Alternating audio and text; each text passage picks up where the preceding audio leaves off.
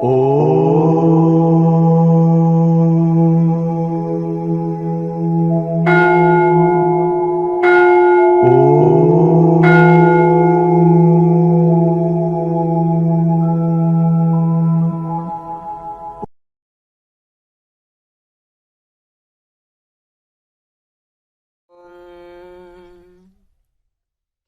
Channel ప్రేక్షకులకి నమస్కారము. నమస్కారం గురూజీ. నమస్కారం అండి.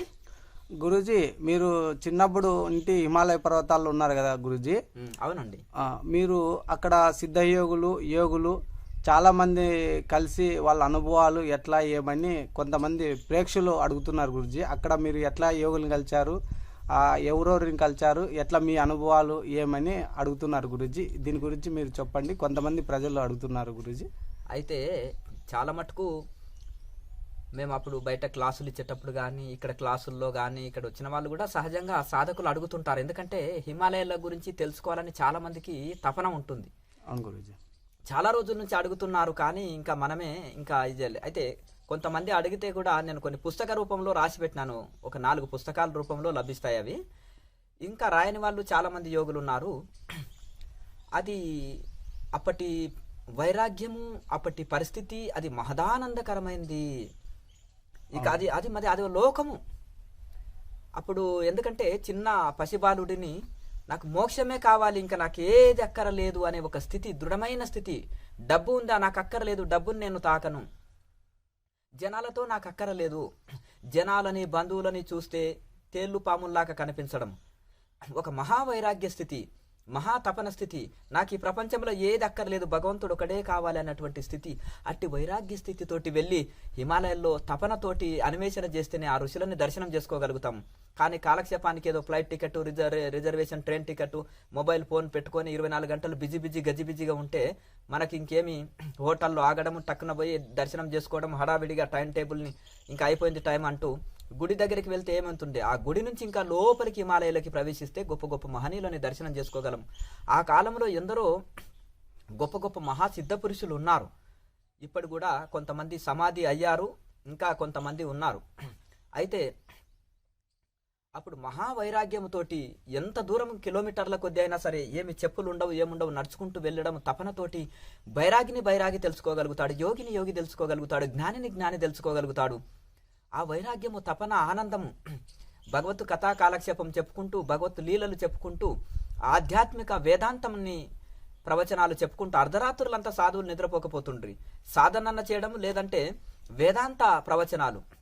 మేము కురుక్షేత్రం వెళ్ళినాను. అప్పుడు ఒక చిరిగిపోయిన జోలే, ఒకటే ఒంటి మీద ఒకటే జత బట్టలు. ఇక చెప్పులకు ఇప్పటి కూడా ఏం చెప్పులు ఉండవు. అప్పుడు ఇంకెక్కడ ఉంటాయి, ఎలాంటి ఉండవన్నమాట. ఎక్కడ నిద్ర వస్తే ఆ చెట్టు కింద పడుకోవడం, ఆ చెట్టు కిందనే ధ్యానం చేసుకోవడము, మంచి మంచి సాధువులతోటి కలవడం. అయితే ఆ కురుక్షేత్రంలో తెల్లవారులు సాధువులు అద్భుతమైన వేదాంత ప్రవచనాలు చెప్పుకుంటారు. ఒక 10 మంది 20 మంది గుంపులుగా కూడి అక్కడ యోగం పైన చర్చిస్తుంటారు, వేదాంతం పైన చర్చలు జరుగుతుంటాయి. అద్భుతంగా అందులో మునిగి తేలాడుతుంటారు సాధువు సత్పురుషులు. అయితే అది ఒక బ్రహ్మదేవుడు తపస్సు చేసిన బ్రహ్మ సరోవరం ఉంటుంది. అక్కడ కురు మహారాజు కొన్ని లక్షల యజ్ఞాలు చేశాడు కాబట్టి కురుక్షేత్రము ధర్మక్షేత్రం కురుక్షేత్రం అంటారు. ఇప్పటి కూడా వస్త్రదానాలు, అన్నదానాలు బాగా జరుగుతుంటాయి. ధర్మక్షేత్రమే ఇప్పటి కూడా. అక్కడ ధర్మభూమి. అక్కడ యుద్ధం చేస్తూ చనిపోయినా కానీ స్వర్గం లభిస్తుందని కృష్ణ పరమాత్మ ఆ యొక్క కురుక్షేత్రంలో ఆ యొక్క అంటే యుద్ధ భూమిగా ప్రకటించడం జరిగింది. ఎందుకంటే ఆ యొక్క బ్రహ్మదేవుడు సృష్టి చేయుట కోసం బ్రహ్మ సరోవరంలో తపస్సు చేస్తారు. ఒకటి కురు మహారాజు లక్షల యజ్ఞాలు అక్కడ చేస్తారు కనుక ధర్మక్షేత్రం కురుక్షేత్రం అది పవిత్రమైన భూమి అని కృష్ణ పరమాత్మ అక్కడ చనిపోయిన వాళ్ళకు కూడా స్వర్గప్రాప్తి లభిస్తుందని అక్కడ భారత యుద్ధాన్ని జరిపిస్తారు. అయితే అక్కడ చెరువు ఒక 4 కిలోమీటర్ల చుట్టూ చిన్న చిన్న గదులు ఉంటాయి. దానికి డోర్స్ ఉండవు, తలుపులు ఏముండవు. అక్కడ సాధువులు రాత్రిపూట సాధన చేసుకుంటుంటారు. అయితే అక్కడ కూడా ఇప్పుడు కర్ణుడు దేహం వదిలిన ప్రదేశానికి అదే కర్ణుడి పేరు మీద, అలాగే ఒక్కొక్క ఎవరైతే ఉన్నారో యోధులు ఈ యొక్క వారి పేరు మీద ఆ గ్రామాలకు కూడా భారత యుద్ధంలో ఉండే మహావీరుల పేర్ల మీదనే ఆ గ్రామాలు ఉంటాయి. అలాగే మేము సాధువులందరూ ఒక చెట్లు పెద్ద పెద్ద బ్రహ్మ సరోవరం బయట సైడ్ పెద్దగా మర్రి వృక్షాలు ఉంటాయి. ఆ మర్రి వృక్షాలు, గార్డెన్స్ అవి ఉంటాయి. అక్కడక్కడ సాధువులు కూర్చొని సజ్జన సాంగత్యం చేస్తుంటారు. అక్కడ భోజనానికి వస్త్రాలకు లోటు ఉండదు. అయితే సమయం ప్రకారం ఉంటుంది ఏదైనా కానీ. అక్కడ ఒక్కోసారి సమయం తప్పి కూడా పెద్ద పెద్ద వెహికల్స్లలో కూడా వచ్చేసి అన్నదానాలు జరుగుతుంటాయి, అవి తీసుకొచ్చి పెడుతుంటారు. కానీ అప్పుడు సమయం ప్రకారమే భోజనం దొరుకుతుంటుంది. ఒకసారి సాధువులు 100 మంది అంతే యాత్ర చేస్తూ వచ్చారు. అక్కడ సేవాగిరి బాబా అనే వాళ్ళు ఉండేవారు, వచ్చారు. అప్పుడు అదే ఒక రోజు అయింది వచ్చి, వారు మాకు హరిద్వార్ కుంభమేళలో చాలా సుపరిచితులు. మా జూనాకాడనే వారిని సేవాగిరి బాబా అంటారు. సాధు సజ్జన సేవ బాగా చేస్తుంటాడు. ఆయన మహాసిద్ధ పురుషుడు, అన్నపూర్ణాదేవి కరుణా కటాక్షం పొందిన మహనీయుడు ఆయన. అయితే ఆయనని, ఆ మహనీయుని ఒక సాధువు గుర్తుపట్టారు. బాబా, ఇది భోజనం సమయం కాదు, మేము చాలా ప్రయాస కోర్చి నడుచుకుంటూ వస్తున్నాము, చాలా ఆకల్లో ఉన్నాము ఇంతమంది, మరి ఇక మీరే మాకు దిక్కు అన్నట్టుగా అతను అడిగే వరకు అతని ఒకటి చిరిగిపోయిన జోలెలు ఏముండదు, ఖాళీ జోలెలకి వెళ్ళి అందరి సాధువులకి ఇక టకా టకా టకా టకా టకా 100 నోట్లు ఇచ్చేస్తున్నాడు. ఎందుకంటే భిక్ష చేయిపోండి అని. అప్పుడు ఏం చేస్తారంటే సాధువుల కోసం అని ఆర్డర్ ఇస్తే కూడా ఒక సపరేట్గా శుచిగా భోజనాలు చేసి పెడుతుంటారు అక్కడ హోటల్స్లో కూడా. అయితే అక్కడ ఇక తలా తీసుకొని పోయి ఆ సాధువులు భిక్ష చేసి వచ్చారు. తర్వాత మేము చాలా ఇంకా ప్రయాణం చేసేది ఉంది, ఒక 2 రోజుల తర్వాత ఇంకా మేము వెళ్ళిపోతాం బాబా, ఇక్కడ మాకు కొంచెం ఏదన్నా చేతి ఖర్చులకు చూడండి అంటే కూడా వాళ్ళకి కావాల్సిన వస్తువులు తీసుకోవడానికి తలా కొన్ని డబ్బులు టకా టకా టకా తీసి ఇచ్చేస్తున్నాడు. అది ఆయన అక్కడ జోలె పెట్టేసి మళ్ళీ అక్కడ ఏదో కొద్ది దూరము కొంచెం పని మీద వెళ్ళాడు. ఆ జోలె అందరూ ఇట్లా ఉల్టా వేసి ఇక్కడ తిప్పి అక్కడ తిప్పి అన్ని పొరలు ఉన్నాయా, దీనికి ఇది ఉందా అది ఉందా అంటే ఏమి లేదు, ఏ పొరలు లేవు ఆ జోలెలో, ఉట్టి ఖాళీ జోలె. మళ్ళీ చూద్దామని మళ్ళీ కొంతమంది వచ్చేసి మళ్ళీ ఒక 4 వచ్చి ఆయనని టెస్ట్ పెట్టడానికి, బాబా మేము చాలా అమర్నాథ్ యాత్ర చేయాలి, చాలా ఖర్చులతో కూర్చుకున్నది, అంత దూరం వెళ్ళాలంటే మరి కొంచెం ఏదన్నా చేతి ఖర్చులకు ఇవ్వంటే కూడా మళ్ళీ ఆ జ్యువెలర్కి వెళ్ళి మళ్ళీ తీస్తున్నాడు. ఇప్పుడు ఈ కొంత సందేహం ఉన్న వాళ్ళకి ఇప్పుడు డౌట్ తీరింది, ఓహో ఇది ఖాళీ జ్యువెలనే, ఇందులోకి వెళ్ళే ఇస్తున్నాడని. నేను కూడా అది బాగా అబ్జర్వ్ చేస్తున్నాను. తర్వాత అందరూ వెళ్ళిపోయిన తర్వాత, బాబా మీరు ఎలా ఇస్తున్నారు, ఇవి ఏంటిది, మేము చెక్ చేసినా కూడా ఖాళీ జోలే, మీరు ఎట్లా ఇది చేస్తున్నారంటే ఆకాశం వైపు చూస్తూ గంభీరంగా ఆయన ఏమంటాడంటే అన్నపూర్ణ కటాక్ష సిద్ధి అంటాడు అని పక్క నవ్వాడు. ఓహో ఏంటిదంటే అందరికీ అన్నం పెట్టడం కోసము, భోజన పదార్థాల కోసము, సాధు సత్పురుషుల కోసము ఈయన ఇలా ఇస్తున్నాడు కదా అని అనుకుంటున్నాం. ఇప్పుడు వాళ్ళు భోజనం పెట్టడం కోసమే, ఆకలి అని అడిగారు కదా, మరి ఆకలి కోసమే ఇచ్చాడు కదా అని మాకు అంటే ఇట్లా విచిత్రమైన యోగులు ఉంటారు. ఆయన ఏమి లేదు, ఒక చిన్న వస్త్రం ఇట్లా కట్టుకొని ఉంటాడు, పైన ఏది ఉండదు, ఒక చిన్న ఆయన సంబంధించిన ఏమైనా వస్తువులు, కమండలము, ఇంకా కావాల్సిన చిన్న చిన్న జపమాల, ఇంకా కొంచెం ఏదైనా దానికి సంబంధించిన సామాగ్రి ఆ జోలెలో వేసుకుంటాడు, ఒక చిన్న జోలె. అయితే ఆ విధంగా ఆయనంగా అనుకున్నాం, ఓహో అన్నపూర్ణాదేవి కరుణా కటాక్షం ఆ మహనీయునికి లభించింది, అందుకనే సాధు సత్పురుషులకు ఆయన భిక్ష ఏర్పాటు చేస్తున్నాడని అనుకున్నాం.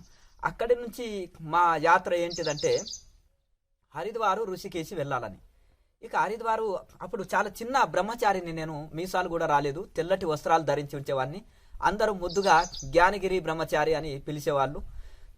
ఇంకా ఎవరితోటి కలవకపోతుంటే వైరాగ్యులతోటి, చాలా వైరాగ్య పరువులతోటి సజ్జన సాంగత్యం చేయడం, అక్కడ చెట్ల కింద కూర్చొని జపధ్యానాలు చేసుకోవడం, చేతితో డబ్బులు తాకపోవడం, చాలా వైరాగ్యం, కఠోరమైన నేల మీదనే పడుకోవడం, కఠోరమైన నియమాలు నేను పాటిస్తూ ఉంటే ఈ సమాజంలోకి రావాలని నాకు కోరిక లేదు, ఇవి ఇట్లా రావాలని కూడా కోరిక లేదు. ఆ పరిస్థితి అంత బాగా వైరాగ్యంతో ఉంటుంది. ఇనుము బాగా కాగినప్పుడే సమట దెబ్బకు వస్తువు తయారవుతుంది. అట్టి తీవ్రమైన వైరాగ్యము, దృఢ సంకల్పము, తీవ్ర వైరాగ్యము సాధకుడికి కావాలి. ప్రపంచ చరిత్రలో నిలిచిన అటువంటి గొప్ప గొప్ప ఎందరో గురువులకి కూడా తీవ్ర వైరాగ్యం ఉంది.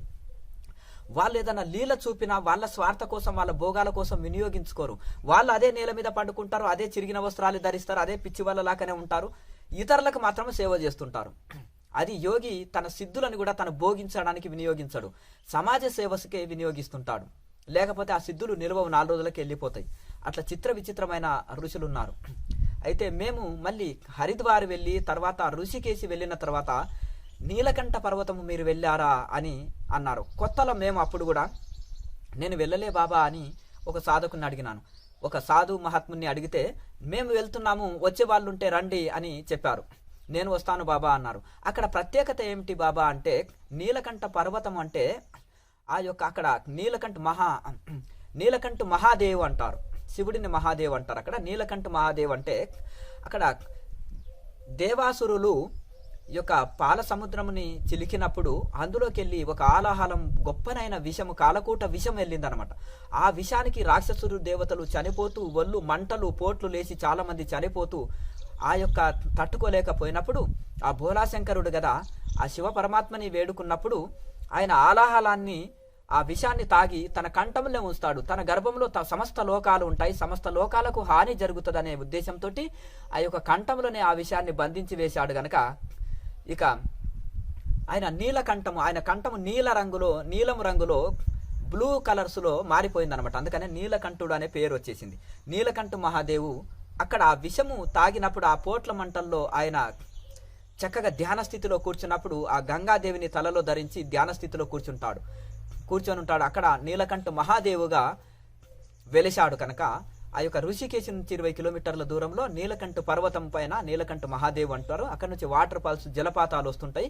అక్కడ మహాప్రకృతి, ఆ వెళ్తుంటే కూడా ఎన్నో జలపాతాలు ఉంటాయి. చాలా ప్రకృతి సౌందర్యము, చల్లటి వాతావరణము. చాలా మంది సాధువులు అక్కడ పాదయాత్ర చేస్తూ నీలకంఠ మహాదేవుని దర్శిస్తుంటారు. హిమాలయాల్లో ఉండే కొండ గ్రామాల వాళ్ళు కూడా పాదయాత్రలు చేస్తూ కానీ వెహికల్స్ తీసుకొని కానీ వస్తుంటారు. ఇప్పుడు వెహికల్స్ వెళ్ళడానికి కూడా అక్కడ దారి ఉందన్నమాట నీలకంఠ మహాదేవుకు. ఆ ఋషికేశ్ నుంచి మేము నీలకంఠ మహాదేవు దగ్గరికి నడిచిపోతుంటే మధ్యాహ్నం 2 కావస్తుంది. సాధువులు కొంతమంది ఆకల్లో ఉన్నారు. మా వెంట నేపాలీ బాబా, ఆయన చమత్కారి బాబా అంటారు ఆయనని. చమత్కారి అంటే ఏంటిది? మన తెలుగులో, హిందీలో చమత్కారి అంటే లీలా మహాత్ముడు, లేకపోతే మహిమలు చేసేవాడు, లేకపోతే సిద్ధ పురుషుడు, ఒక లీలా చేసేవారు అని అర్థం అన్నమాట. అయితే అందరూ సాధువులు బాగా ఆకల్లో ఉన్నారు. మీ ముఖాలు చూస్తేనే తెలుస్తుంది బాగా ఆకల్లో ఉన్నారు. మీరు అక్కడ ఋషికేశ్ హరిద్వార్లో అయితే బండారా ఇది దొరుకుతుంది. ఇక్కడ ఏముంది, జంగల్ మే క్యా మిలేగా, ఆప్ లోగోంకి క్యా మిలేగా అంటే, బాబా మరి ఆకల్లో ఉంది, ఏం చేస్తాం చెప్పండి, ఎవరి దగ్గర ఏమి లేవు, సాధువులు ఏముంది చెప్పండి, ఒక చిన్న జోలెలు ఉన్నాయి, లేదో ఒక శాలు ఉంది, ఏమున్నది చెప్పండి, పెద్ద సామాగ్రి లేదు, అందరం బైరాగులమే, మన దగ్గర ఏమున్నది, ఇక్కడ ఏమి తినడానికి ఏం సత్రాలు లేవు, దేవాలయాలు లేవు, ఆశ్రమాలు కూడా లేవు అంటే, అందరూ కూర్చోండి అక్కడ స్నానం చేయండి అంటే, అక్కడ పెద్ద వాటర్ ఫాల్స్, జలపాతం ఉంటుందన్నమాట. ఆ ఋషికేశు హరిద్వార్ మధ్యలో పెద్ద చిన్న జలపాతాలు చాలా ఉన్నాయి, కానీ ఒక పెద్ద జలపాతం అన్న. అందరూ వెళ్ళి అక్కడ స్నానం చేసి అన్నపూర్ణ స్తోత్రం చేయండి, అన్నపూర్ణే సదాపూర్ణే శంకర ప్రాణవల్లభే అని కొన్ని స్తోత్రాలు చదువుతుంటారు సాధువులు భోజనం చేసేటప్పుడు. కొన్ని ఆశ్రమాల్లో కూడా కొన్ని స్తోత్రాలు చేసిన తర్వాతనే భోజనం చేస్తారనమాట. అయితే అందరు ఉండి ఇంకా చక్కగా వాళ్ళ జోలిలో ఉండే విభూతి రేఖలు ఇవి పెట్టుకొని చక్కగా అందరూ స్తోత్రం చేసుకొని ఆకులేసుకొని కూర్చోమన్నాడు. ఈయన ఏంటిది అబ్బా అంటే, ఏమో ఏ పుట్టలో ఏ పాము ఉందో చూద్దామని, అరే బడా మహాత్మా హే చమత్కారి బాబా మాట వినండి మీరు అని అక్కడ అడవిలో పెద్ద ఆకులు తీసుకొని వచ్చేసి తెంపుకొని వచ్చి ముందర పెట్టుకొని కూర్చున్నారు. ఇక కళ్ళు మూసుకొని అందరూ దేవతా ప్రార్థన చేయండి అన్నారు. ఆయన కమండలంలో చేతు పెట్టారు.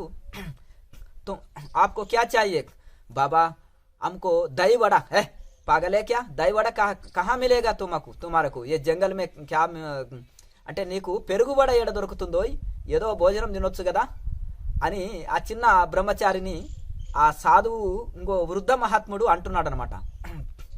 అంటే నీకేం కావాలని అడిగారు కాబట్టి నా మనసులో కోరిక చెప్పినాను అని ఆ బ్రహ్మచారి అంటున్నాడు. తుమారకు మిలేగా దైవడ మిలేగా, పెరుగువడ మిలేగా. అక్కడ పెరుగువడ అది ఎక్కువ తింటారు ఉత్తర భారత్లో. అందులో పెరుగేస్తారు, వడలో పెరుగేసుకొని తింటారు అనమాట. ఆ పెరుగువడని ఆయన కొట్టించే వరకు ఆ బ్రహ్మచారిలో చాలా ఆనందం. చిన్న బ్రహ్మచారిలో వాళ్ళ గురువు పక్కనే కూర్చున్నాడు. గురువు గారు చూసినాక అబ్బో ఈయన సిద్ధమహాత్ముడు ఉన్నాడు, ఏదైనా ఇచ్చేటట్టున్నట్టే. మహారాజ్ ఆప్కో ముజే జిలేబీ పసంద్ కడితే ముజే జిలేబీ చాయి అన్నాడు. జిలేబీ ఆయనకు వేడి మంచి జిలేబీలు ఆ కమండలంలోకి వెళ్ళి తీసి ఇచ్చాడు. నీకేం కావాలంటే, హల్వా ఎక్కువ తింటారు అక్కడ, నెయ్యితోటి చేసి మంచి చాలా బాగా చేస్తారు. స్వీట్లు కొంచెం చలికి హీటు పెరగాలని, శరీరంలో హీట్ రావాలంటే గోధుమ రవ్వతోటి చేసే హల్వా చాలా బాగా చేస్తారు ఆ ఉత్తర భారత్లో. మహారాజు ముజే హల్వా చాయి అన్నాడు. ఆయనకు హల్వా దొరికింది. మన ఆంధ్ర సాధువులకు ఇంకేం కావాలి, నాకు దద్దోజనం అంటే చాలా ఇష్టం, బాబా అన్నాడు, నీ మొహం చూస్తేనే చూస్తుంది ఆంధ్రవాడి లాక్కున్నావు. పెరుగన్నం కోరుకుంటున్నాడు చూడు, ఇక్కడికి హిమాలయాలకు వచ్చి కూడా పెరుగన్నం కోరుకుంటున్నా అంటే సరే సరే అంటే ఇక పక్కగా పులిహోర ఇంత పెరుగన్నము రెండు అదోటి ఇట్లా చేశాడు. అబ్బా ఎంత మహాప్రసాదం, పులిహోర పక్కకు పెరుగన్నం ఉంటే చాలా బాగా ఉంటుంది అని ఆయనకి దద్దోజనము పులిహోర చక్కగా వడ్డించారు మన ఆంధ్ర సాధువు గారికి.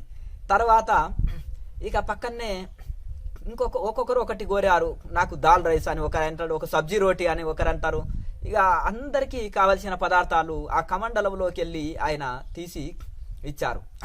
ఇచ్చిన తర్వాత అందరూ సాధువులు తృప్తిగా భోంచేసి ఇక కూర్చున్న తర్వాత అందులో ఒక ఇద్దరు ముగ్గురు ఏదో కొంచెం సుట్ట తాగే సాధువులు ఉన్నారు.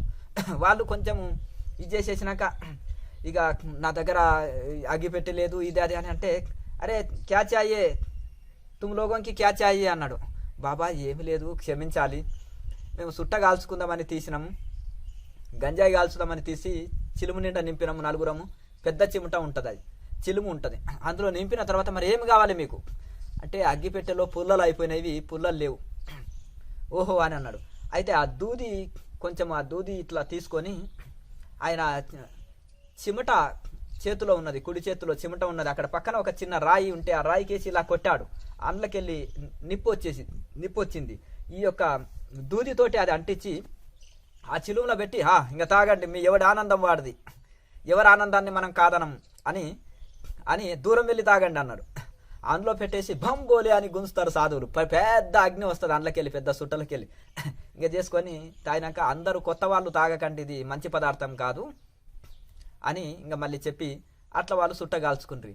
ఇక చాలా ఆశ్చర్యంగా ఉంది. సాధువులందరూ కూర్చొని ఇంత సజ్జన సాంగత్యం చేస్తుంటే అక్కడి నుంచి ఒక చిన్న పాత జీపులో అందరు వెళ్తుంటే చిన్నపిల్లలు ఊరికి ఏడుస్తుంటే ఇక వాళ్ళ తల్లి కొడుతుంది ఊరికే. ఇంకా మళ్ళీ ఇంకా నలుగురు పిల్లలు ఉన్నారు, నలుగురు పిల్లలు ఉంటే ఒకటే ఏడుస్తున్నారు, వాళ్ళకు ఆకలైందో ఏం. ఆ జీపు ఆపండి అని అన్నారు.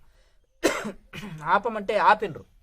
ఆపిన తర్వాత ఎందుకు చిన్న పిల్లల్ని ఏడిపిస్తూ మీరు యాత్ర చేస్తున్నారు అంటే, బాబా ఏం చేద్దాము, ఇంటికాడ తినమంటేనేమో తినరు వీళ్ళు, ఆ కొండ ప్రాంతాల వాళ్ళు అనమాట. ఇంటికాడ తినమంటేనేమో తినరు చిన్నపిల్లలు, అన్నం ఉన్నప్పుడు తినరు, అన్నం లేనప్పుడేమో ఏడుస్తారు. ఆ చిన్నపిల్లల యొక్క గుణమే అది. తినమన్నప్పుడు నాకు ఆకలి లేదు, వద్దు పో అంటారు. ఏమి ఆహారం లేనప్పుడు ఏడుస్తుంటారు.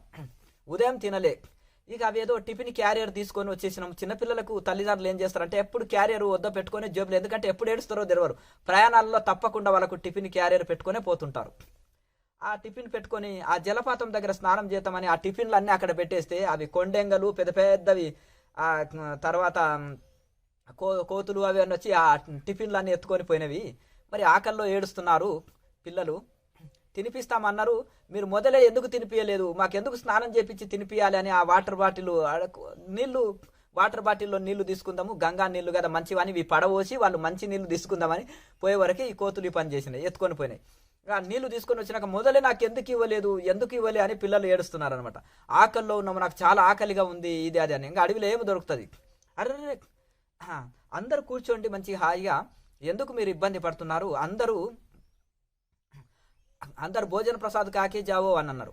అన్నప్పుడు సభీ లోగంకి మిలేగా భోజన ప్రసాద్, సభీ లోగం భోజన పాకే జావో అంటే, అయితే అప్పుడు వాళ్ళు ఏమంటున్నారంటే, ఈ సాధువులతోనే ఏముంది, మాకేం పెడతారంటే, అరే ఏ సిద్ధ మహాత్మా లోగమే సాధు కాపా సబ్ కుచ్ మిల్తే హే అని అందులో ఒక పెద్ద మనిషి అంటున్నారు.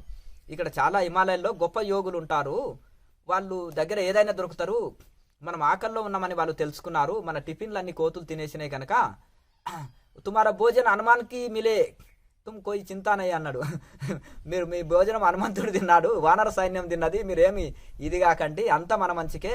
మీరు ఆ కోతులు భోజనం తినకపోతే ఇక్కడ సిద్ధపురుషుల దర్శనం జరగకపోతుండే, వారి చేతుకుంటా వీళ్ళకి భోజన ప్రసాదం దొరకకపోతుండే కదా. అంత మంచికి, ఏది జరిగినా అంత మన మంచికే అనమాట. ఇప్పుడు ఈ సిద్ధపురుషుల దర్శనం జరిగింది, వాళ్ళ చేతుకుంటా భోజనం తినే భాగ్యం కలిగింది కదా. అట్లా మీరు వానర సైన్యం కోతులు అంటే హనుమంతుడికే మీకు దొరికింది మీ భోజనము, మీరేం చింతించకండి అని కూర్చోండి అని అందరూ ఆకులు వేసుకొని కూర్చున్నాక ఒక బ్రహ్మచారిని పిలిచి అందరికీ భోజన ప్రసాదము పెట్టునాయన అని చెప్తే దాని మీద ఒక చిన్న వస్త్రం కప్పాడు. చిన్న వస్త్రం కప్పేసి దాన్ని తెరవకుండా వడ్డించన్నారు. అందరికీ కావాల్సిన మీకేం కావాలి, చిన్నపిల్లలు మీకేం కావాలంటే నాకు లడ్డు కావాలన్నారు, ఇంకో పిల్లవాడు జిలేబీ కావాలన్నారు, ఒకరు హల్వా కావాలన్నారు, ఒక్కొక్కరు చిన్నపిల్లలకి రకరకాలవి అడిగారు. చిన్నపిల్లలు వాళ్ళకి ఇచ్చారు. ఇంకా పెద్దవాళ్ళు మాకేదో సబ్జీ రోటీ, అక్కడ ఏం తింటారు సబ్జీ రోటీ దాల్ చావాలంటే వాళ్ళకి కావాల్సిన భోజన పదార్థం అన్నీ ఇచ్చేసినాక తృప్తిగా భోంచేసి ఇక వాళ్ళకి ఆ మహనీయునికి చమత్కారి బాబాకు నమస్కరించుకొని వాళ్ళు వెళ్ళిపోయారనమాట. వెళ్ళిపోయిన తర్వాత మేమంతా చూసిన తర్వాత నీలకంఠ మహాపర్వతం వెళ్ళిన తర్వాత నీలకంఠ మహాదేవ్ అక్కడ జలపాతంలో స్నానం చేసుకొని నీలకంఠ మహాదేవుని దర్శనం చేసుకొని అక్కడ పైన సీతారాం బాబా ఉంటాడు, ఆయన పెద్ద తపస్వి ఆ పక్కన. అక్కడ దర్శనం చేసుకొని అక్కడి నుంచి జిల్మిల్ గుహ, పార్వతీమాత తపస్సు చేసిన 7 కిలోమీటర్ల దూరం ఉండే జిల్మిల్ గుహ. ఇక మేమంటే గాలిలో వెళ్ళినట్టే ఉంటుంది సాధువుల నడక, చాలా స్పీడ్ ఉంటుంది మాది నడక. ఇంకా అలా నడుచుకుంటూ జస్ట్ ఇట్లా నడుచుకుంటూ వెళ్ళి ఇట్లా వచ్చేసినాం మళ్ళీ నీలకంఠ మహాదేవు దగ్గరనే నిద్ర చేయాలని. అయితే మేము అడవిలో కొద్ది దూరంలో మేము కొంచెం దుని వెలిగించుకొని ఉన్న తర్వాత అందరూ సాధువులు నిద్రించిన తర్వాత చమత్కారి బాబా ఒక్కరే ఇంకా కూర్చొని ఉన్నాడు. కూర్చున్న దగ్గర ఆయన దగ్గరికి సాష్టాంగ దండ ప్రణామం చేసి వినయంగా సంస్కారంగా వెళ్ళి, బాబా आपको प्रणाम है, आपका गुरु परंपरा क्या है, आपका गुरु महाराज का नाम क्या है అని అడిగినాను. అడిగితే వారు అంటున్నారు, నాది క్రియాయోగ గురు పరంపర అని చెప్పారు. ఆప్కా గురు కా నామ్ క్యా హై మహారాజ్ అంటే, మీ గురువు పేరు ఏంటిదంటే, వారు మా గురువు గారు వచ్చేసి నాకు హఠయోగంలో శిక్షణ ఇచ్చి నా గురువు గారు వచ్చేసి త్యాగి బాబా అని చెప్పారు. నాకు క్రియాయోగంలో శిక్షణ ఇచ్చిన బాబా వచ్చేసి వారు వచ్చేసి తపస్వి బాబా అని చెప్పారు. అంటే మరి మీరు ఎట్లా ఈ యొక్క మేము చమత్కారి బాబా అంటున్నారు కదా, మీ జన్మస్థానము అంటే అడగకూడదు సాధువులని, కానీ నేను నేపాల్ నుంచి చిన్నప్పుడే వైరాగినై వచ్చేసి హిమాలయాల్లో తిరుగుతూ అట్లా గురువుల సాంగత్యం నాకు లభించింది. మా యొక్క మరి మీకు ఎట్లా ఈ సిద్ధి ప్రాప్తి లభించిందంటే, ఒకేసారి రావు, తపస్సు చేయగా నేను మెల్లగా పొందినాను. మొదలు హఠయోగంలో నేను శరీరం సాపజుట్టినట్టు చుట్టేవాడిని, మహా హఠయోగంలో దిట్టని. అయితే మాకు ఈ యొక్క త్యాగి బాబా నాకు ఇవన్నీ నేర్పించినప్పుడు అప్పుడే నాకు కొన్ని సిద్ధులు వచ్చినాయి. ఇష్ట వస్తువు ప్రాప్తి అనే సిద్ధి నీకు లభించింది నాయన. అంటే నీవు ఏ వస్తువుని స్మరించుకుంటే అది నీ చేతిలోకి వచ్చేస్తుంది. ఆ ఇష్ట వస్తువు ప్రాప్తి సిద్ధి నీకు లభించింది. నీవు కూడా గొప్ప త్యాగివే, నీ సొంతానికి ఏం వాడతలేవు. నేను ఒకే కండిషన్ పెట్టినాను, సాధువు సొంత భోగాల కోసము ప్రజాధనాన్ని వృధా చేయకూడదు, అలాగే భగవంతుడి ఇచ్చిన సిద్ధిని కూడా సొంత భోగాలకి ఖర్చు పెట్టకూడదు, లగ్జరీ లైఫ్కి ఖర్చు పెట్టకూడదు, తన సొంతానికి వాడుకోకూడదు. ఇది ఒక గురువు లేచే ఆజ్ఞ. కనుక నీవు అత్యవసరంలో ఆపతి కాలంలో సాధువులకు కానీ బీద వాళ్ళకి కానీ ఉపయోగపడుతున్నావు, మంచిదే. కానీ ఇందులో కూడా పడి కొట్టుకొని పోవద్దు, మాయలో కొట్టుకొని పోవద్దు. కొంత సాధన చేసినప్పుడే వస్తాయి ఇవన్నీ. ఇంకా నువ్వు ముందుకు వెళ్ళాలి. నేను వృద్ధుణ్ణి అయిపోయినాను, 200 సంవత్సరాల ఈ శరీరము అని మా తపస్వి బాబా యొక్క త్యాగి బాబా అని మా గురువు గారు చెప్పారు. మరి తర్వాతి ప్రణాళిక ఏమిటిది, నేనేం చేయాలి గురువు గారు అన్నప్పుడు, ఈ యొక్క తపస్వి బాబా అనే నా శిష్యుడు ఉన్నాడు, అతను అక్కడికి వెళ్ళి నువ్వు ఈ క్రియాయోగము జీవ బ్రహ్మైక మోక్ష స్థితిని కలిగించే ఈ యొక్క క్రియాయోగంలో నువ్వు శిక్షణ తీసుకొని ఇంకా ముందుకు వెళ్ళి నిర్వికల్ప సమాధి స్థితిని అందుకొని నువ్వు ముక్తి ప్రాప్తిని అందుకోవాలి నాయన అని అన్నప్పుడు, మరి వారు ఎక్కడుంటారు, మరి మీ శిష్యులు, నాకు కాబోయే గురువు మీకు కావలసిన శిష్యులు మరి వాళ్ళు ఎక్కడ ఉంటారు అంటే, నేను చిరునామా ఇస్తాను, అడ్రస్ ఇస్తాను, అక్కడికి వెళ్ళి త్యాగి బాబా అయిన మీ గురువు గారు నన్ను పంపించారు అని దండ ప్రణామం చేసి వినయం సంస్కారం చేత అడుగు, అక్కడ కొంత సేవ చేసి నేర్చుకోను ఆయన అని చెప్పినప్పుడు, ఈయన ఈ యొక్క త్యాగి బాబా చెప్పిన అడ్రస్ పట్టుకొని వెళ్ళి తపస్వి బాబా దగ్గరికి వెళ్ళి నేను అడగడం వలన త్యాగి బాబా గారు నన్ను పంపించారు, వారికి 200 సంవత్సరాల వరకు సుమారుగా ఉంటుంది, నాకు ఇలా చెప్పారన్నప్పుడు గురు మహారాజు పంపించారని శిష్యుడు ఎంతో ఆనంద పొంది, మరి అక్కడ ఉన్నావా కొంతకాలము, గురువుగారు ఎలా ఉన్నారు, మంచిగా ఉన్నారంటే చాలా బాగున్నారు, త్వరలో సమాధి స్థితి సమాధి చెందుతానన్నారు,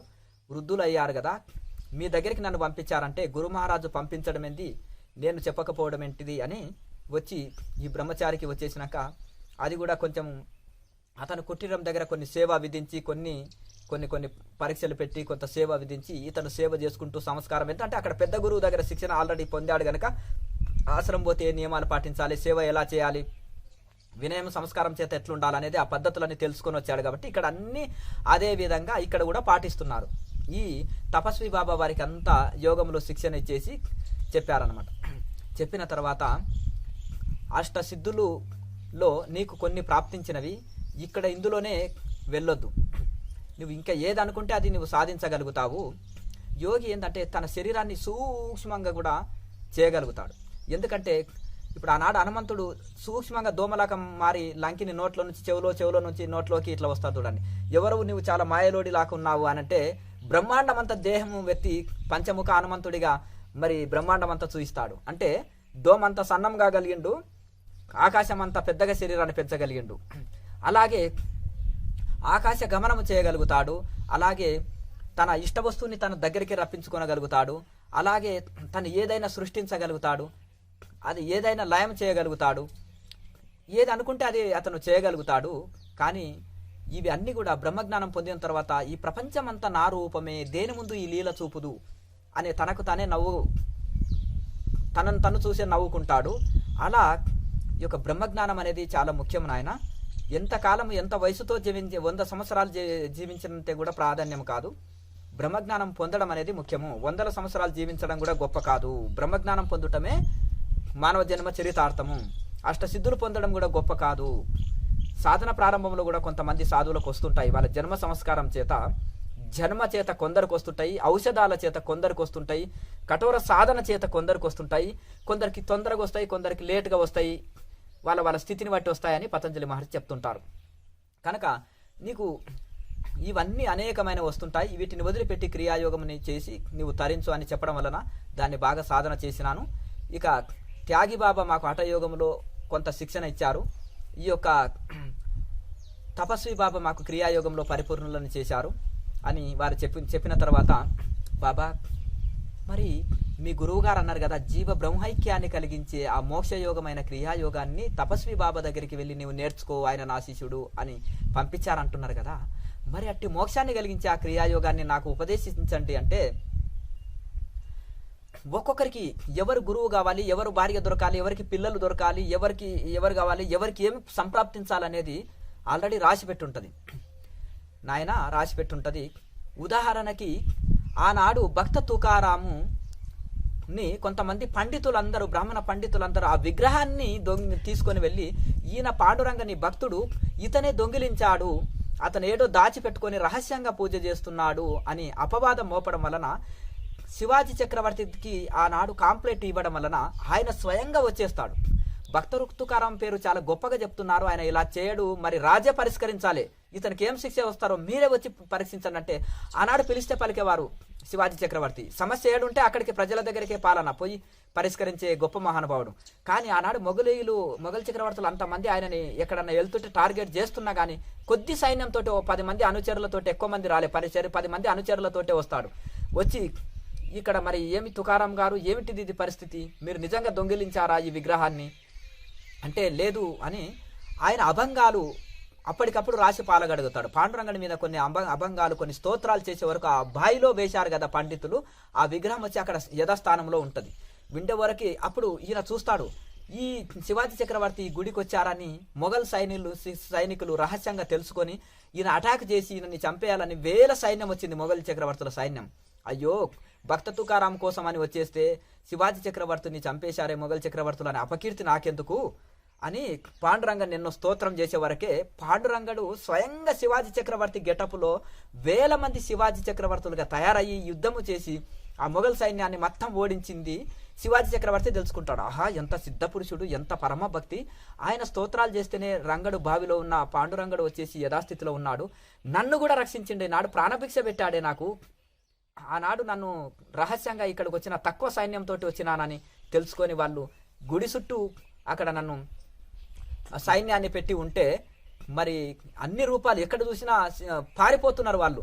ఈయన ఏడ చూసినా 1000 మంది శివాజీ చక్రవర్తులుగా గుర్రం మీద ఆయన ప్రతాపము, ఆయన పరాక్రమం చూసే వరకే ఇక భయపడి ఇంకా ఎక్కడోళ్ళని అక్కడ యుద్ధంలో ఓడించి పడేసేసి ఎక్కడొక్కడ ఆ దెబ్బలకు తట్టుకోలేక వాళ్ళు పారిపోతుంటారుగా. ఆ పారిపోతుంటే ఏమిటి ఇది చిత్రము, నేను బయటనే ఉన్నాను, ఇంతమంది పారిపోతున్నారని శివాజీ చక్రవర్తి తెలుసుకొని మీ దగ్గర నేను దీక్ష తీసుకుంటాను, మీరే నా గురువు అని అంటే, లేదు నాయన, సమర్థ రామదాసు నీ గురువు, ఎవరికి ఎవరు గురువు కావాలి, ఎవరికి ఏది కావాలి అనేది ముందే రాసి పెట్టుంటుంది, త్వరలో నీ గురువు నిన్ను కలుసుకొని నిన్ను మార్గదర్శకంలో ముందుకు నడిపిస్తాడని చెప్పిన మహానుభావుడు. వాళ్ళకు లోపం ఉండదన్నమాట, ఎవరికి ఎవరు గురువు కావాలనేది వాళ్ళు తెలుసుకొని అలా ఇది చేస్తుంటారు. అలాగే వివేకానంద స్వామిని ఒక చిన్న బాలుడు వచ్చేసి యోగం లేని భారతదేశం లేదు అంటున్నారు, ఆ యోగ దీక్ష నాకు ఇవ్వండి స్వామీజీ అంటే, బెంగాల్ నుంచి పరమహంస యోగానంద అనే ఒక యోగి వచ్చి నీకు అధ్యక్ష ఇస్తాడు 30 సంవత్సరాల తర్వాత, అది నా డ్యూటీ కాదు అంటారు, నేను ప్రపంచాన్ని చైతన్యవంతం చేయడానికి వచ్చేసినానంటారు. మరి ఎలా నా గురువుని గుర్తుపట్టాలి గురువు గారు అంటే, ఒక ఓంకారంతో కూడిన శంకు నీకు ఇస్తాడు, ఆయననే పరమహంస యోగానంద, ఆయననే నీ గురువు అని గుర్తుపెట్టుకో అంటారు. అట్లా గురువులు దివ్య దృష్టితోటి కూడా ఎవరు ముందు నీ గురువు ఏంటిది అనేది తెలుసుకుంటారు. ఇదంతా చెప్పడానికి కారణం ఏంటిదంటే, చమత్కారి బాబా అని, నేపాలీ బాబా చమత్కారి బాబాని నేను వేడుకున్నాను, మరి మీరు ఆ గురువు దగ్గరికి వెళ్ళి సేవ చేసి ఆ క్రియాయోగాన్ని నేర్చుకున్నారు, నేను మీకు శిష్యుని అవుతాను, మీరు నాకు అది ఆ మోక్షయోగమైన క్రియాయోగాన్ని ప్రసాదించండి మహాత్మా అని నేను వేడుకున్నాను. నేను ఒక యోగి ఆత్మకథ కూడా చదివినాను, క్రియాయోగం గురించి గొప్పగా చెప్పారు, అట్టిది నాకు ప్రసాదించండి మహాత్మా అంటే, నేను నీ గురువుని కాదు, నీ గురువు ఇంకా వేరే ఉన్నాడులే అంటాడు. ఎక్కడున్నారు, ఎలా ఉన్నారు, ఎప్పుడు కలుసుకుంటాను మా గురువు గారిని, మరి ఎట్లా అని ఇంకా నాకు ఆత్రము కుతూహల అనేది ప్రారంభమైంది. ఓహో వస్తాడులే, తొందరెందుకు, తినబోతు రుచులెందుకు, దొరుకుతాడులే, ప్రయత్నం చేస్తుండు, ఇంకా యాత్రలో నువ్వు అనుభవం పొందుతుండు, మెల్లగా త్వరలోనే నీ గురువుని కలుసుకుంటావులే అన్నారు. అయితే ఆయన ప్రజెంట్గా ఎక్కడున్నారు, నేను కనీసం అడ్రస్ అన్న చెప్పండి అంటే, నీవు పోతే దొరకడులే, ఆ టైం వచ్చినప్పుడు నీకు చిక్కుతాడు, ఆయన ఎక్కడో రహస్యంగా గుహలు ఉంటాడు, నీ పక్కనున్నా నీకు కనిపించడు, ఆ సమయం వచ్చినప్పుడు ఆయననే నీకు ఎదురుగొస్తాడు, నీవు ఆయన ఎదురుపోవడమో ఏదో ఒకటి జరుగుతుంది. ప్రజెంట్గా మీరు ఎట్లనైనా చేసి ఆ గురువు గారి పేరు చెప్పండి, ఎక్కడ ఉంటారు ఏంటిది అని అంటే కూడా, ఆయన అవధూతగిరి మహారాజు, ఆయన ఒక యోగి ఆత్మకథ ప్రణవానంద స్వామి శిష్యుడు, ఆయన 150 సంవత్సరాలు కలిగిన మహాజటాధారి, మహా గొప్ప తపసంపన్నుడు, నిరాహార యోగి, ఆయన కేదార్నాథ్లో ఉంటారు అని చెప్పారు. ఇక నాకు పులకించిపోయింది. కేదారేశ్వరుడు అంటే సహజంగానే మనకు చాలా ఇష్టము, ఎందుకంటే 12 జ్యోతిర్లింగాల్లో హిమాలయాల్లో ఉండే జ్యోతిర్లింగం ఒకటే కేదార్నాథ్. ఇక జ్యోతిర్లింగం ఒకటి హిమాలయాల్లో ఉండే ఇది కనుక ఆ యొక్క మాకు చాలా ఇష్టమైన ప్రదేశం అన్నమాట. కనుక ఆ విధంగా చెప్పినప్పుడు ఇంకా కుతూహలం ఎక్కువైంది. బాబా మీరు ఈ లోపల ఆ గురువుని కలిసే వరకు టైం ఉంది అంటున్నారు కదా, ఈ లోపల నేను కొంత ఏదో కళ్ళు మూసుకొని దైవ ధ్యానం అయితే చేస్తున్నా కానీ, గురువుల ముఖార విందంగా శాస్త్రీయంగా గురు పరంపరలో ఉంటే మంచిది అంటారు కదా, ఎక్కడ చూసినా నువ్వు మనుముఖ్య గురుముఖ్య అంటారు కదా, ఇక్కడ గురు పరంపరలో ఉండాలని ఒక నిర్ణయం కదా. రాముడు కృష్ణుడు కూడా గురువుల దగ్గరికి వెళ్ళి దీక్ష తీసుకున్నారు కదా.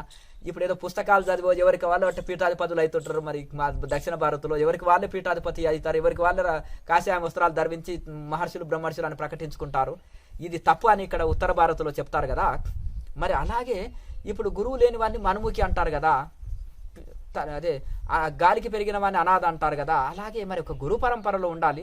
మీరు నాకు ఈ లోపల ఏదన్నా చేస్తే అంటే, నీకు చాలా తొందర పడుతున్నావు, తొందర కూడదు, త్వరలో నీ గురువు దొరుకుతాడు, ఈ లోపల నీకు హంసక్రియ ఒకటి ఇస్తాను, దీన్ని మామూలుగా ధ్యానం చేస్తున్నావు, నీ నిత్యం చేసే ధ్యానంలో ఇది వినియోగించుకో అని హంసక్రియని వారు ప్రసాదించారు.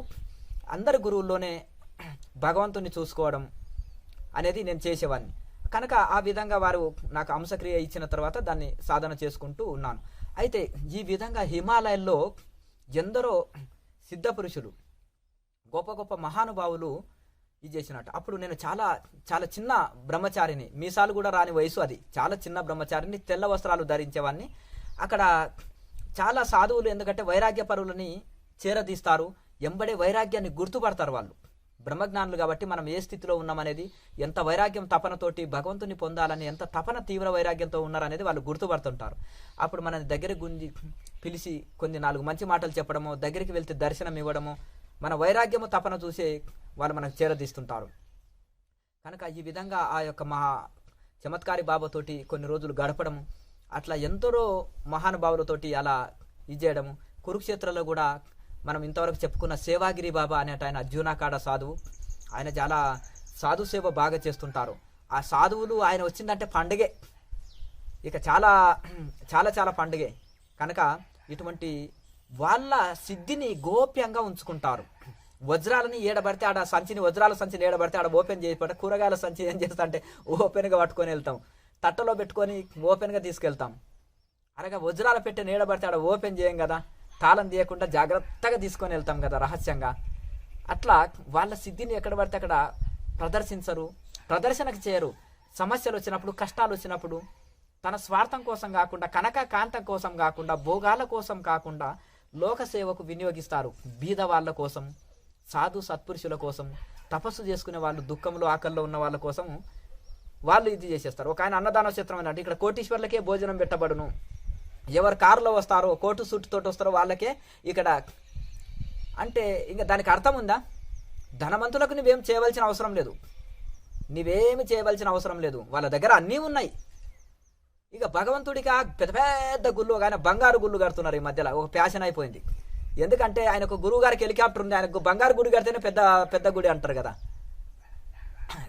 భగవంతుని నువ్వు తృప్తి పెట్టనక్కడ అక్కరలేదు, ఏమిచ్చి తృప్తి పెడతావు? అన్ని భగవంతుడే సృష్టించాడు. వివేకానంద స్వామి అంటాడు, ఈశ్వర స్వరూపమైన జీవులే దుఃఖంలో ఉన్నాయి, ఈశ్వరుడు కడుపు నిండే ఉన్నాడు.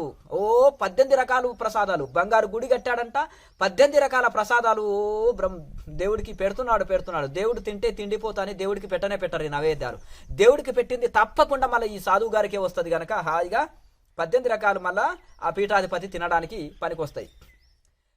తెగ బంగారు గుళ్ళు కట్టడము, తెగ ఆడంబరాల ప్రోగ్రామ్స్, కోట్ల లక్షల కోట్లు ప్రజాధనాన్ని వృధా చేయడం కాదు. ఈశ్వరుడు కడుపు నిండి ఉన్నాడు, భగవంతుడు కడుపు నిండే ఉన్నాడు. ఈశ్వర స్వరూపమైన జీవులే దుఃఖంలో ఉన్నాయి, వాటి దుఃఖమును తీర్చు, వాళ్ళని ఆకలి తీర్చు, వాళ్ళ తాపము తీర్చడానికే సాధువులు, పీఠాలు, మఠాలు ఇవన్నీ ఉన్నాయి. బంగారు గుళ్ళు కట్టడం, 20 రకాల భోజనాలు, దేవుడికి నైవేద్యాలు, లేకపోతే లగ్జరీ సౌకర్యాలతోటి ఆశ్రమాలు కాదు ఇప్పుడు కావాల్సింది. ఆశ్రమం చిన్నగున్నా సేవ పెద్దగా ఉండాలి, ఇల్లు చిన్నగున్నా పాత్రలు పెద్దగా ఉండాలంటారు మలయాళ స్వామి. కనుక ఈ ఆడంబరాలు, అట్టహాసాల కోసము, పేరు ప్రతిష్టల కోసం గుళ్ళు కట్టడము, మాది ఎంత పెద్ద బంగారు గుళ్ళు ఉన్నాయి మా ఆశ్రమంలోనో, లేకపోతే మా దగ్గర రూములు ఎంత లగ్జరీగా ఉన్నాయనో, మాది చూడండి 2 హెలికాప్టర్లు ఉన్నాయి మా ఆశ్రమంలో, ఇది కాదు, ప్రదర్శన కోసం కాదు. ఇది ఆడంబరాలు కట్టాలు చేస్తే మినిస్టర్లు వచ్చినరా, సీఎంలు పిఎంలు వచ్చినరా ప్రోగ్రామ్స్, కానీ ఇది కాదు ఆడంబరం కాదు చేయవలసింది. సాధు అనేది నిడారంబరము, సాధు అనేది నిస్వార్థ సేవ చేసి పెట్టాలి. బీద వాళ్ళకి ఎంతమంది ఉపయోగపడుతున్నా, కుల మతాలకు అతీతంగా నేను ఉపయోగపడుతున్నానా, కుల మతాలకు అతీతంగా వేదాన్ని అందిస్తున్నానా, వేదాంతాన్ని అందిస్తున్నానా, ఉపదేశాలు ఇస్తున్నానా, వాళ్ళకు ఫ్రీగా వసతులు కల్పిస్తున్నానా, నేను మనం నెలకొల్పిన సంస్థలో ప్రతి సామాన్యుడు కూడా వచ్చేసి ఆ సేవలు అందుకొనగలుగుతున్నారా? ఆశ్రమాలంటే కోటీశ్వర్లకు భోగ విలాస కేంద్రాలు కాకూడదు, ప్రతి ఒక్కరికి ఉపయోగపడాలి. అందరికీ సమానంగానే వచ్చి కూర్చోండి, శిక్షణలు తీసుకోండి, అందరికీ సమానమే. కనుక ఈ విధంగా మరి ఎంత మంది పాటిస్తున్నారో ఆత్మ పరిశీలన చేసుకుంటే చాలు. హిమాలయ యోగులు ఎందుకు గొప్ప? మా గురువు గారికి బంగారు సింహాసనం ఉన్నాయి, అందులో వజ్రాలు ఉన్నాయి, 4 హెలికాప్టర్లు ఉన్నాయి, బంగారు గుళ్ళు కట్టించారు, వీరుడు శూరుడు. కాకికి మాత్రం ఎంగిలి మెతుకులు కూడా ఇట్లా అన్నాడు. మరి పెద్ద పెద్ద ఆఫీసర్లు అవినీతి చేసిన ఒక్కొక్కరి దగ్గర 100 కేజీల బంగారం ఉంటుంది, అదంతా తీసుకొచ్చి ఏం చేసేస్తారంటే మా పాపాలు పోవాలని ఇటువంటి పీఠాధిపతులకు అప్పచెప్తుంటారు. అర్థమైంది కదా, నేను గడుకున్న పాపం నీకు ఇంత రుద్దుతానని. మరి వాళ్ళ పాదాలు పట్టుకుంటే పాపమే ఉంటుంది, పాపం సొమ్మంతా ఆడికి వచ్చేస్తుంది. అప్పుడు ఏం చేసేస్తుంది, ఇక వీళ్ళు ఏం చేసేస్తారంటే అతను ధర్మంగా సంపాదించాడా, ఇది వచ్చేసింది, ఏదో గుడి కట్టి మనది కడిగేసుకుందామని అంటారు. ఇట్లా దానికి 1000 మంది దుఃఖంలో ఉన్న బీద వాళ్ళకి ఆకలి తీర్చొచ్చు, వస్త్రాలు కల్పించవచ్చు. వాళ్ళు ఎవరన్నా బీద సాధకులు సాధన చేసుకోనికే హిమాలయాలు పోయి వంకుతుంటారు చదివి. ఇక్కడే దక్షిణ భారతంలో కొన్ని గదులు నిర్మించి తపస్సు చేసుకునేటోళ్లకు ఫ్రీ వసతి ఇక్కడ కల్పించబడును. ఎంత సాధన చేసుకుంటారు చేసుకోండి, ధ్యానం చేసుకోండి, మీకు వస్త్రాలు, భోజనం, వసతి. లగ్జర్ సౌకర్యం కోదుకునే వాళ్ళు సాధకులు గారు. సరే ఇంత భోజనం, వస్త్రాలు దొరుకుతున్నాయా చాలు అనుకునేవారు నిజమైన సాధకులు. అటువంటి వైరాగ్యం ఉండి హిమాలయాల్లో వెళ్ళి అవస్థ పడుతున్నారు చాలా మంది, ఆరోగ్యాలు చెడి, చలికి తట్టుకోలేక దక్షిణ భారతం నుంచి. అట్లా వాళ్లకు కొన్ని వసతి గదులు నిర్మించి వాళ్ళకి భోజన వసతి కల్పించి సాధన చేసుకోనికి వసతులు కల్పించు ప్రజాధనాన్ని. కానీ బంగారు గుళ్లకు, హెలికాప్టర్లకు, లగ్జరీ జీవితాలకు, లగ్జరీ ప్రోగ్రామ్స్కి ప్రజాధనాన్ని ఏదో ప్రజలు నీ మీద నమ్మకానికి గురితోటి ఇచ్చారు ధనము, దాన్ని అంతా తీసుకొని ఇదంతా భోగ విలాసాలకి దీన్ని ఇది చేస్తే ఎలా ఉంటుంది? వైరాగ్యంలో ఉండే, కుల మతాలకు అతీతంగా ఉండు వైరాగ్య సాధకులు ఉంటారు, వాళ్ళందరికీ వసతులు కల్పించు ధ్యానం చేసుకోవడానికి, ఇంత వసతులు కల్పించు, వాళ్ళకి ఇంత ఇది అంటే పెద్ద మా గురువు వీరుడు శూరుడా అంటే ఆడ 1000 రూపాయల రూమే అంటే మరి బీదవాడు పోయి 1000 రూపాయల రూమ్ తీసుకొని ధ్యానం చేయగలుగుతాడా? కార్పొరేట్ ఫండ్ వదలకపోతే పల్లె టూర్లలో చందా బుక్కులు పట్టుకొని ప్రతి పల్లెకు చందాలు వసూలు చేసి ఊరూరిని బీదోళ్ళ రక్తం దాగుతున్నారు. బీదోళ్ళ రక్తాన్ని కూడా పిండుకొని దోమలు దాగినట్టు దాగుతున్నారు. వదలకుండా వసూలు చేస్తారు. ఆ బియ్యం పప్పులు కూరగాయలు సంచు లారీలు వసూలు చేస్తారు. బంగారం దోసుకుంటారు, ప్రజలది డబ్బు దోసుకుంటారు. బీద వాళ్ళని వదలరు, జాబు వాళ్ళని వదలరు, కోటీశ్వర్లను వదలరు, కార్పొరేట్ ఫండ్ వదలరు. ఇవన్నీ దోసుకొని రూములు కట్టిస్తారు. మళ్ళీ ఆడ రెంటెడ్ రూములే, ఏడుకైనా పెద్ద పెద్ద ఏసీ రూమ్ కింద, మామూలు రూమ్ కింద, దీనికింత. మళ్ళీ అన్నదానాల పేరు మీద, కట్టడాల పేరు మీద, గుళ్ళు కట్టడానికి ఒకటి, ధ్యాన మందిరాలు కట్టడానికి అని ఒక ఆయన, గుళ్ళు కట్టాలని ఒక ఆయన, ఇంకొక యజ్ఞాలు చేయాలని ఒక ఆయన, ఇంకొకటి ఇది చేయాలని ఒక ఆయన. ఇది పీఠాధిపతులు, మఠాధిపతులు, ఆశ్రమాలు, గురూజీలు, స్వాములు అని ఇట్లా ప్రజాధనాన్ని లక్షల కోట్లు వసూలు చేస్తుంది. మరి ఏ బీదవాడు ఒక వారం రోజులు ఆడ ధ్యానం చేసుకోనికి ఒక రూమ్ ఫ్రీయా, ఫుడ్ ఫ్రీయా, ఏమైనా వసతి కల్పిస్తున్నారా? ఏమి ఆడపోతే కాకిగోలనే. అది ఒక పిక్నిక్ లాగా, అది ఒక దాన్ని ఏమంటారు, అది ఒక విహార యాత్ర లాగా చేసేసి టూరిజం ఏరియా లాగా చేసి పడేస్తున్నారు. ఏం దానివల్ల ఎవరికి ఒరిగేది, ఎవరికి సేవ జరుగుతుంది, ఎవరికి విలాసవంత సంపన్నులు వచ్చి ఎంజాయ్ చేసిపోవడానికి తప్ప ఇంకేమి వనికి వస్తుంది. కనుక ఇట్లా ఆలోచన చేసి ఆ ఋషులు ఎందుకు హిమాలయ యోగులే గొప్ప అంటే వాళ్ళు స్వార్థపరులు, నిస్వార్థపరులు, స్వార్థపరులు కారు. ఇక్కడ ఈ సమాజంలో వచ్చిందంటే ఆ మాయ చుట్టుకొని స్వార్థపరులుగా తయారవుతారు. నిస్వార్థపరులు నేల మీదే పడుకుంటారు, గాలి తినే భోంచేస్తారు, తిండి పట్టించుకోరు, తన ఆకల్లో ఉన్న ఇతరుల ఆకలిని తీరుస్తారు. సమస్తం ఈశ్వర స్వరూపాలు, సమస్త జీవులు ఈశ్వర స్వరూపాలు. ఈశ్వరుడు కడుపు నిండి ఉన్నాడు, ఈశ్వర స్వరూపాలు దుఃఖంలో ఉన్నారు. వాళ్ళ దుఃఖం తీర్చుటనే ఇదే సనాతన ధర్మం. వాళ్ళకి యోగ విద్య చెప్తావో, ధ్యాన విద్య చెప్తావో, భోజనం పెడతావో, వాళ్ళకు వసతి కలిగిస్తావో, ఏదో రూపంలో వాళ్ళ దుఃఖాన్ని తీర్చాలి. వాళ్ళకి బ్రహ్మజ్ఞానాన్ని అందించి వాళ్ళ దుఃఖాన్ని తీర్చాలి. మరి గురువులు అంటే ఆదర్శంగా చూపెట్టాలి, ఏదైనా కానీ త్యాగం చేసి చూపెట్టాలి. ప్రతి దాంట్లో అతను తీసుకునే భోజనంలో ఆదర్శం చూపెట్టాలి. అతను పడుకునే పరుపు ఎటువంటిది వేసుకుంటున్నాడు అందులో ఆదర్శం ఉండాలి. అతని జీవన విధానంలో, అతని దినచర్యలో ప్రతి దాంట్లో గురువు ఆదర్శం చూపుతున్నాగా శిష్యులు. ఇక లేకపోతే మీరు మాత్రం ధనాన్ని అంతా త్యాగం చేయండి, త్యాగులు గుండండి, తీసుకొచ్చి నా ఆశ్రమం లేయండి, మీరు మాత్రము భిక్షాటన చేసి జీవించండి, నేల మీద పడుకోండి, చప్పటి భోజనం తినండి, నేను మాత్రం లగ్జరీ జీవితం గడుపుతానంటే ఎట్లా? ఆదర్శం ఉండదు. హిమాలయ యోగులు ఎందుకు ఆదర్శవంతులు, ఎందుకు ఇంత గొప్ప వాళ్ళంటే ప్రతిదీ వాళ్ళ ఆదర్శంగా, ప్రతి దాంట్లో ఆదర్శం ఉంటారు. త్యాగ జీవులు, తపస్సంపన్నులు, అష్టసిద్ధులు ఉండి కూడా పిచ్చోళ్ళలాకుంటారు. వాళ్ళు ఏది చేసినా సమాజ సేవ కోసం. అంటే ఇక్కడ సమాజ సేవ కోసం కొంతమంది శిష్యులను పంపిస్తారు. ఇప్పుడు మమ్మల్ని మా గురువులు పంపించిందే కదా ఇక్కడికి. ఇప్పుడు రామకృష్ణ పరమహంస ఏ దేశాలు పోలే, కానీ వివేకానంద స్వామిని సమాజంలోకి పంపించాడు కదా. అలాగే శివాజీ చక్రవర్తిని తయారు చేసేసి ఈ యొక్క ధర్మాన్ని రక్షింపజేశాడు కదా సమర్థ రామదాస్ అవధూత గుండి కూడా. అట్లా మన మోడీ గారిని కూడా ఒక గురువు పంపిస్తేనే వచ్చాడు కదా సమాజానికి సేవ కోసం. అలాగే ఇట్లా పరమహంస యోగానంద గారిని కూడా మరి ఒక శిష్యుడిగా పరిపూర్ణుని తయారు చేసి ప్రపంచ దేశాలు క్రియాయోగ వ్యాప్తి కోసం పంపించారు కదా యుక్తేశ్వరగిరి మహారాజు. ఆయన గొప్ప సైంటిస్టు, గొప్ప మహామేధావి, తపస్సంపన్నుడు, అష్టసిద్ధులు కలిగిన వాడు. మరి ఆ శిష్యుని తయారు చేసి పంపించారు కదా. అట్లా గురువులు కొంతమంది శిష్యులను తయారు చేసి సమాజ శ్రేయస్సు కోసం పంపిస్తారు. మరి శంకరాచార్యుని కూడా తయారు చేసి గోవింద గౌడపాదులు సమాజంలో యొక్క ధర్మాన్ని స్థాపించు అని పంపిస్తారు, అద్వైత ధర్మాన్ని స్థాపించని. అట్లా వాళ్ళ గురువుల ఆజ్ఞతోటనే చాలా మంది గురువులు ప్రపంచంలో ఇది అయ్యారు. హిమాలయ యోగులు బ్లెస్సింగ్స్ ఇవ్వడం కానీ, వాళ్ళు వాళ్ళ ప్రతినిధులని సమాజంలోకి పంపడం కానీ చేస్తారు. అక్కడ వాళ్ళని శరణు వేడిన వాళ్ళకి గురి ఉన్నప్పుడు వాళ్ళని మేలు చేస్తుంటారు. కనుక మనం ఎందుకంటే ఒక త్యాగ జీవులని ఆరాధించాలి, గురువులుగా తీసుకోవాలి, వాళ్ళని ఫాలో కావాలి, వాళ్ళతో సాంగత్యం చేయాలి, వాళ్ళ గురువులను తీసుకోవాలి. ఆదర్శం దొరుకుతుంది. అక్కడ మనకేం దొరుకుతుంది? బోధ గురువులు, బాధ గురువులు అని రెండు ఉంటారు. ఒకటి దోచుకోవడంలో ఆనందం, ఒకటికి పంచిపెట్టడంలో ఆనందం. ఆ ఋషులకు పంచిపెట్టడంలో ఆనందం. అటు వాళ్ళని జీవితం వాళ్ళ చేతిలో మన జీవితాన్ని పెడితే మన జీవితం ధన్యమవుతుంది. ఈ భోగుల జీవితంలో పెట్టేస్తే మన జీవితం ఇదంటది. ఎక్కడ పోయినానంట శిష్యులకి ఇప్పుడు ప్రచారం చేయపో అని పంపిస్తారట. ఒక ఆయన్నేమో ధ్యాన ప్రచారం అంటారు, ఇంకొక ఆయన్నేమో యజ్ఞ యాగాలకు చందాలు వసూలు చేసుకురాపో అని అంటాడు. ఒక ఆయనేమో ధ్యాన ప్రచారానికి, అన్నం పెట్టడానికి, అన్నదానాలకు చందా బుక్కులని ఇల్లు తిప్పుతారంట.